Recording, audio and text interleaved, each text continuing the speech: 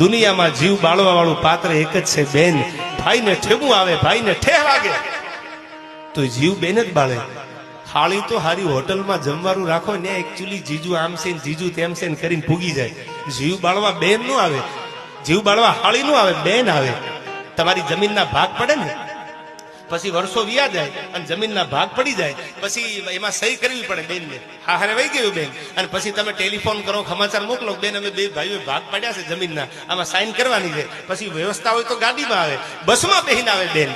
એને કોઈ દી એમ નથી કીધું કે આ જમીનના ભાગ પાડ્યા તો આમાં મને 2 કરોડ 5 કરોડ આપી દો, નકું સાઈન નહીં કરું.